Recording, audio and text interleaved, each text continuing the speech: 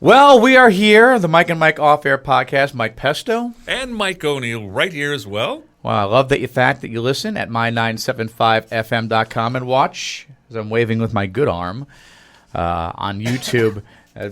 Tennis elbow flaring up, although I don't play tennis, so I still have no idea how that even happened. I'm surprised you're not calling it your war injury again. So, in light of recent events from this past weekend, no hijack this week, no multiple subjects, although this could turn into a bigger, broader conversation, but want to talk about what happened with the attempted assassination of former President Donald Trump over the weekend. I know, and it was a weekend. We were in the middle of doing a lot of stuff. I didn't hear about it immediately. I'm somebody who lives for the news. My wife is aggravated by the fact that I watch morning and afternoon news every single day. I want to know. Yeah. What did I miss? What did I miss? We were at the swimming pool in Porterville, and we're on our way back, and I didn't hear about it until we landed, and I'm like, what? And then immediately I was devouring everything, and still reading about it till today, and I mean, I see the timeline. I understand exactly what happened. Well, you understand more than most at this point, then, if you understand what happened. No, I mean, piece by piece, what occurred. What occurred. But what I don't understand is with everything that I'm learning, I every single piece of this, the more and the thing that struck me the most about the coverage, they didn't say anything about the shooter. Usually it's front and center, and here he is, and we know he's this guy, he's Antifa, he's what, or whatever the perpetrator is. It seemed like we didn't even know who he was for quite a while. Well, not if you went online, because everybody knew who he was, what he was, and everybody got it wrong. Yeah, exactly. I never, ever anymore, when anything of this magnitude happens, go online to see who's saying what about what, because unless it comes from Fox News, CNN, MSNBC, and a trusted news outlet that I typically go to for anything else, I'm not going to believe anyone else. I kind of said the same thing while we were in the middle of COVID. Go online, you see this cure and that prevention and this prevention. Go to the doctor that you've trusted for all of your life with everything else and ask them what you should do. Same thing with this. Don't trust your next door neighbor because they swear they heard it from a reliable source. Yeah. It's the ones that get paid to get it right.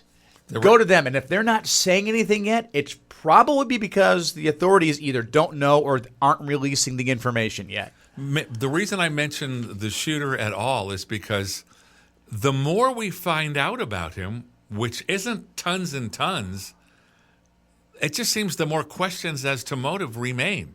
I don't know if that's ever even going to be answered, really. I know they got into his phone. From what I've heard, little if anything came out of it.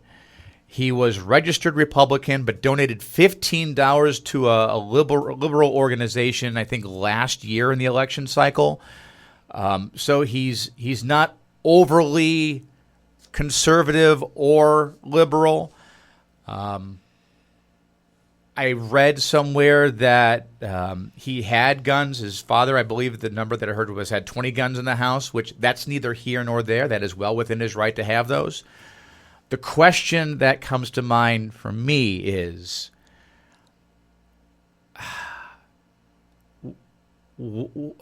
why? I mean, that's the big one that we're all asking. But with me, it's looking at it from the standpoint of I remember, because the thing that how he was described, because he's only 20 years old, was only 20 years old. His high school friends, associates, those he went to school with, kind of talked about him as being a little aloof, a little different, a loner. Was picked on a bit, bullied, I think was the word that I heard from a few. Well, there's actual video of it. There's I haven't seen. There's posted video of him getting taunted because of his clothes or his look. And I mean, I'm not signing off on it. I never would. But it kind of looked like, run-of-the-mill teasing and bullying, which is awful. But I didn't see what that had anything to do with the victim he chose. I don't know if it was if he had felt compelled to do this and it wasn't an election cycle. I'm thinking he would have done something else on the lines of the shooter in Colorado from years ago that broke into the movie theater dressed as the Joker and did what he did. It was a crime of convenience, if you will. Again, this is just my speculation, just approaching it from the standpoint of having been someone years ago who was picked on, who was bullied, who had those feelings of no one knows me, no one pays attention to me, no one wants to get to know truly who I am. And I think if we're all honest with ourselves, we've all felt that way at some point in our lives, whether you're 18, 20, 40, 80. It doesn't matter. We all sometimes feel as though we're slipping through the cracks. Why is it with him he decided to do this? Again, this is just my speculation as a way of saying, hey, I'm here. You're going to pay attention to me now, aren't you? I get that, but why? The why? Why? Why? And how did it benefit you at all? You're gone. Even if notoriety was the desire, you're gone. There's nothing to enjoy. Mm-hmm. I don't know if he saw it through to that point. I don't know if he saw the end game of I'm going to be taken out by someone. He can't have doubted in the current, in all of the shootings except one, where the police were doing what they do. Mm-hmm. It always ends badly for the shooter. But my thinking is, though, he didn't even think about what happens after. He didn't get that far. His life was, I'm going to do this. Well, then what happens next? I haven't thought of that. Again, this is just my speculation, having been on the receiving end of bullying and thinking and having all that rage in you. And I had that towards everyone who ever bullied me in high school and grade school and wondering what I would do if I ever saw them and how could I vent that and why again, all speculation. I can't say that enough in this podcast. All speculation on my part, if that's what it was. Why didn't anyone close to him, inside his bubble, his father, or anyone else that was close to him, see that in him and see that rage and say, okay, there's something going on here that we need to address? Now, weren't his parents psychologists? That I don't know. I think they are. Okay. So all the more reason you would think they would be in tune with, okay, red flag. Something's a little different here. I'm sure at some point administrators, teachers, principal had talked to them and say, hey, but maybe that's assuming too much. I don't know, like when I went through everything that I went through in grade school and high school, how much my parents were made aware of the situation or how much of it. I know for me personally, I kept 95% of it to myself. Oh, yeah. Because my thinking was, I know the kind of upbringing my dad had. He had it rough. What I went through was nothing compared to what he went through. I'm not going to burden him with what I went through. And my mom has her own things going on as well. I have to internalize this, swallow it hard, bury it down deep, and find healthy avenues to release it on occasion. Yeah, raised to suck it up and deal with it. And back in the day, exactly, and that's not necessarily the right way to deal with it either. But obviously, the way he dealt with it is certainly not the right way to deal with it. Amen. And the fact that it was a former president who's running for president again obviously escalates it. But whoever it had been, I mean, you think of all the other incidents where people have gone in situations and just started shooting. My thinking is he had maybe the same mentality that they did. It just so happened he chose the second most high-profile target in the entire country aside from the actual president. And you know what? The other thing that really, really reached out to me and really got my attention? I have nothing but respect, and still do have nothing but respect for the Secret Service. They're one of the most thorough, absolutely thorough organizations in the country in terms of before they go to a place, how they scout it out, how they prep it, how they clear it. Except there was, I mean, literal reports. There's videos which begin at 6:11:28 p.m., 5 seconds before the first shot's fired. Shows people yelling, "Hey, there's a guy on the roof with a gun!" It's right up there, and they're kind of starting to run away from that. And another video, people are seen spotting the shooter at 6:11, 4 seconds before he opens fire. He's right there! He's right there! And another one also shows the Secret Service snipers behind Trump pointing their rifles in the direction of the shooter. It's like were they wondering? Who's this? Now, I don't know how much.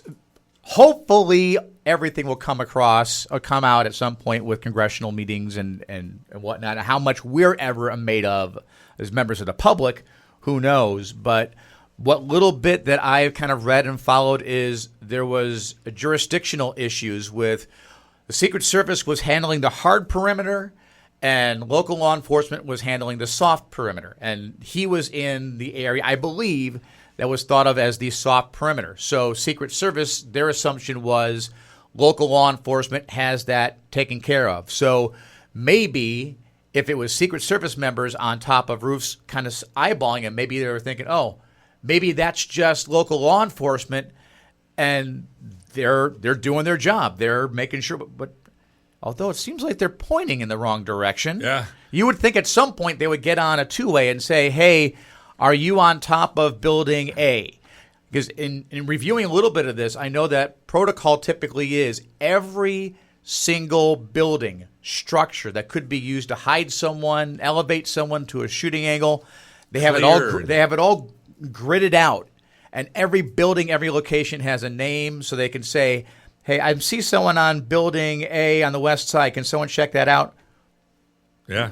Did that happen on a two-way? And if it didn't, why didn't it? Yeah, it's 6:11, and officers literally walking around the building, which is a minute or so before the first shot. So literally on the ground as he is on the building, just obviously not visible because he's on the roof. Yeah.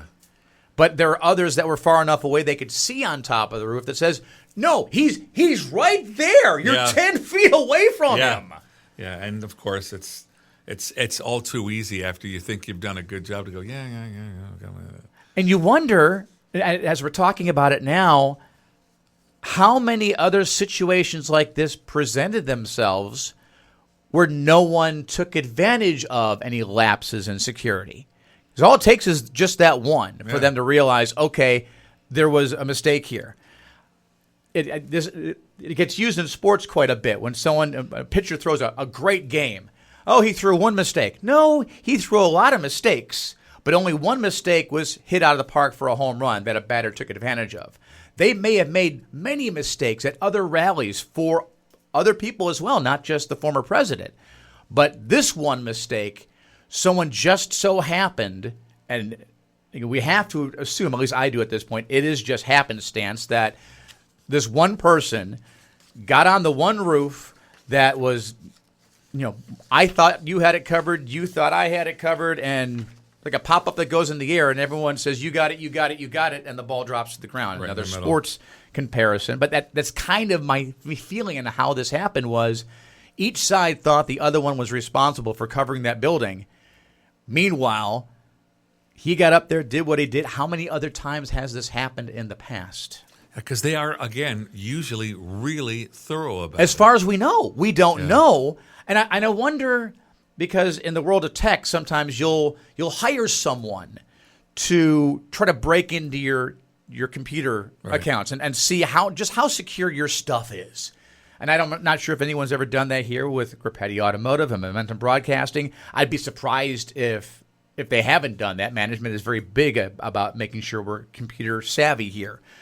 So in that case, I wonder if the same protocols are in effect for Secret Service and whenever there's a rally. Someone who a handful of people know, okay, this is someone who's going to try to foil what we're doing. Do they ever do that? Or maybe they don't out of fear of someone's going to see someone take a shot at them and, oh my God, that was one of our agents undercover.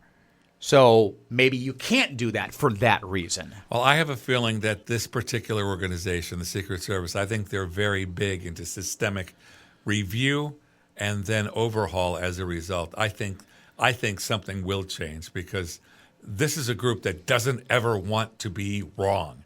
They want to be right, have it covered, have him protected. I mean, they throw their lives at them. You saw the way they surrounded him. Yeah, within seconds, just like a human shield. And they kept putting their arm where there was a hole, there was an arm. Yeah, I mean, they physically did do their thing once the shots rang out. So I mean, I know their hearts are in it. So I this was very, very, very visible. I don't know how some kind of review and resulting protocol change won't come out of this. Our reaction as a public kind of scares me a little bit. The immediate reaction of those blaming Biden, say that he called the orders, or some saying that this was a false flag event, that Trump kind of staged the whole thing to get attention. And people hear that and see that, and that's the first thing they see. So depending on what side of the fence you happen to be on, that's the argument you're going to listen to as information comes out. And again, we as a public will probably never know everything that went into any lapses, any mistakes. Hopefully we get enough to satisfy most, if not all of us. But like anything else, if it's not the conclusion that we think should be reached, then we're going to be up in arms. How many times as a public do we, on the cursory, follow a trial going on? We're not a juror, but we follow the highlights at the end of the day.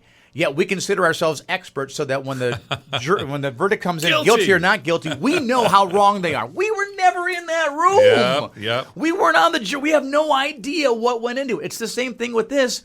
We're not ever going to know all the details. So how could we ever know? I just hope that enough gets out that, and whatever determination is made, that it suffices, it makes enough people happy is the wrong word, but they're sufficiently pleased with what went into that decision making. They can say, okay, I see some flaws with it, but I'm not going to recreate 9/11 or not January 6th as a result of this.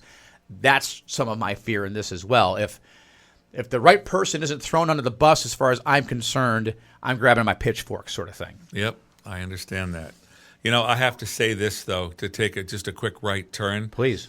Big, impressive high five.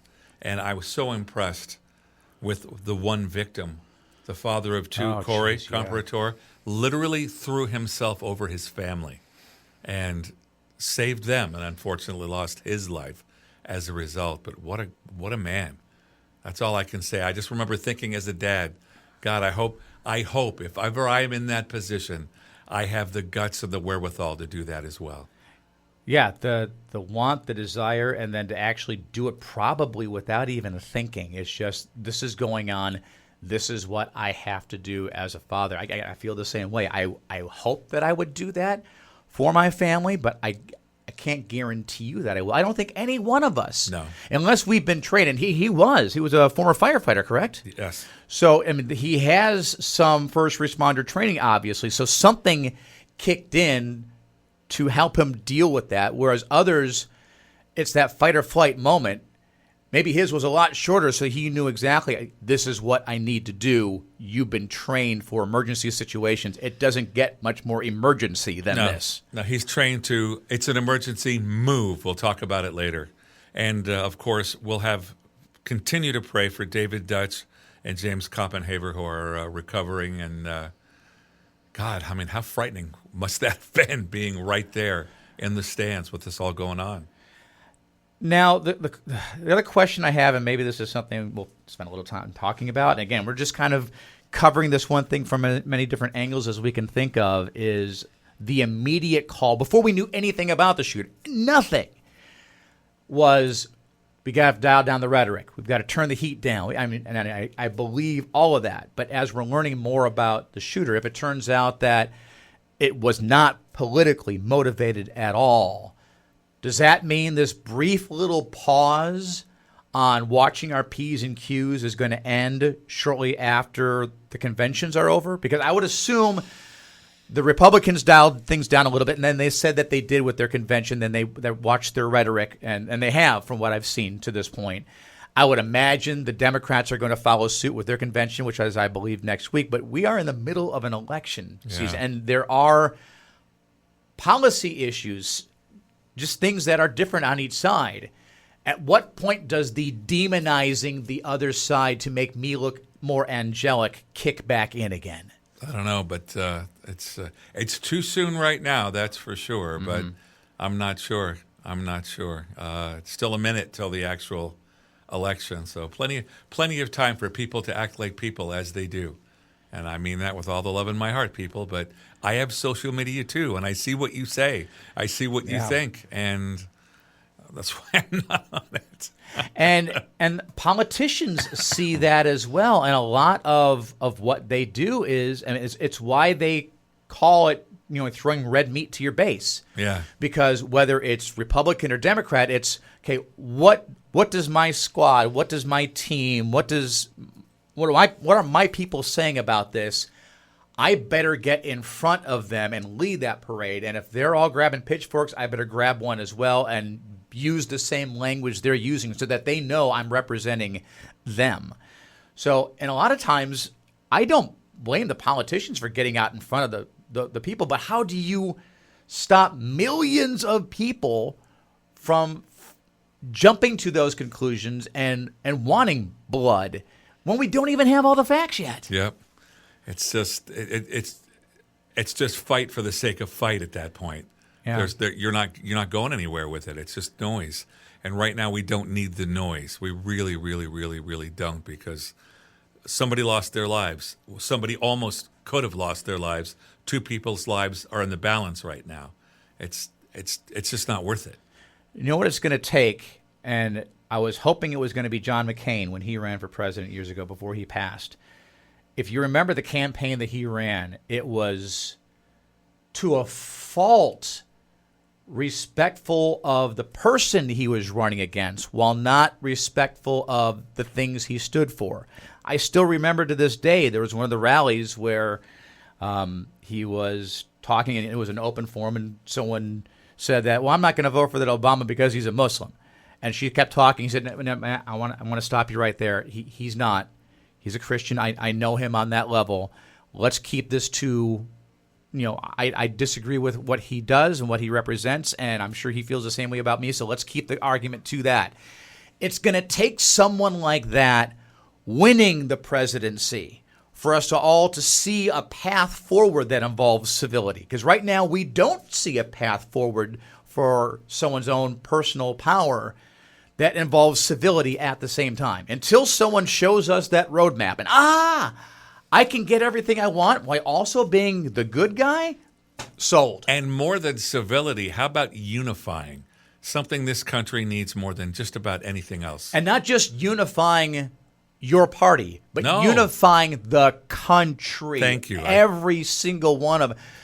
There are still enough common threads between all of us that we can find those if we look for them. The problem is not enough of us are looking for them. You look for reasons why you're different than I am, and my side is right and your side is wrong. Well, let's start at a common ground where we can agree on something and try to build up slowly from there. At whatever point we disagree, fine, but let's disagree about the issues, not about you're a bad person because you feel this way. And it would be nice if that unifying factor for a change wasn't going to war, because that seems to be the last couple of times we rallied around the country is when we went over to 9/11. Afghanistan. Of course, 9/11 happened. We went over to Afghanistan, rah, rah, rah, America, and then it was over, and then here we are.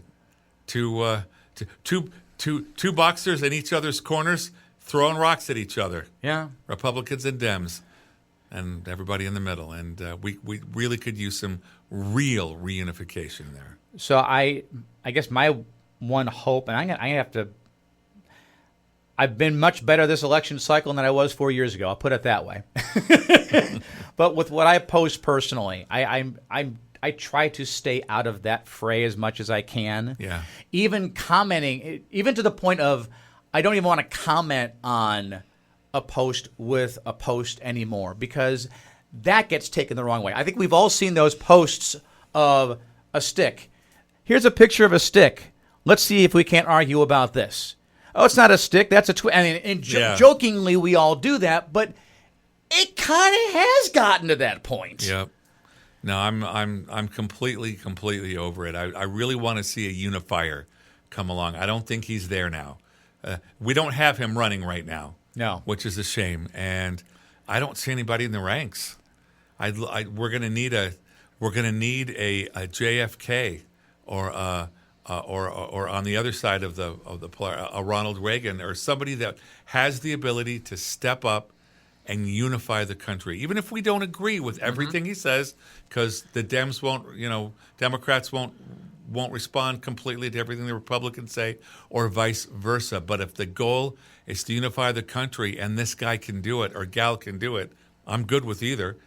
Let's have him. Let's have her, because we need it so badly. And like I said, I hate saying it, but it's probably going to take an incident like this happening and someone to be that beacon that shows us, okay, how to get from point A to point B without demonizing the other side and trying to find that common ground and then rallying behind that person. And if enough of us can get in that wake of what they create, then fine. My big thing is, and again, throwing it back to sports for a moment, I'm a huge fan of the Chicago Cubs. Whoever is on the Chicago Cubs, I love you. When you're not on the Chicago Cubs, you're the enemy. I kind of feel the same way politically, although I don't have a D or an R next to my name. I vote right down the. I can't remember the last Republican or Democrat for president that I voted for. I voted for a lot of independents because I would love for there to be 3 or 4 parties that can, like when the Founding Fathers first put the country together, there were many that truly thought a 2-party system was going to ruin this country. It hasn't to this point because the country is strong enough that it's bucking some waves every once in a while. But it would be nice, I feel, is if we could have a Tea Party, a Libertarian Party, and we do have those, but have them be a little bit stronger than they are so that it keeps everybody else in check. We have the executive branch, the legislative, and the judicial. So we have 3 right there. Why do we only have 2 major political parties? With any real clout. Correct. Every once in a while, and I don't know, I'm sure you do remember, Ross Perot. Yeah. I loved the idea of a Ross Perot because it got everyone's minds off of R's and D's, at least for one election cycle. And I voted for him because I knew my vote wasn't going to matter here in California because California, till the day I die, will probably always go Democratic with presidential elections because of the Electoral College. There's just that many Democrats here. But I wanted my vote to send a message to say if there's enough people that get behind him, hey, maybe this country is ready for a 3rd party or a 4th party or a 5th party, and maybe get back to what I think the intention of most of the Founding Fathers was back in the day, because there were Whigs, there were 4 or 5 different parties at one point very early on. Yeah, well, I don't know what it's going to take, Mike. I don't, but I do truly hope that it happens, and in my lifetime would be really nice. Or at least our kids' lifetime.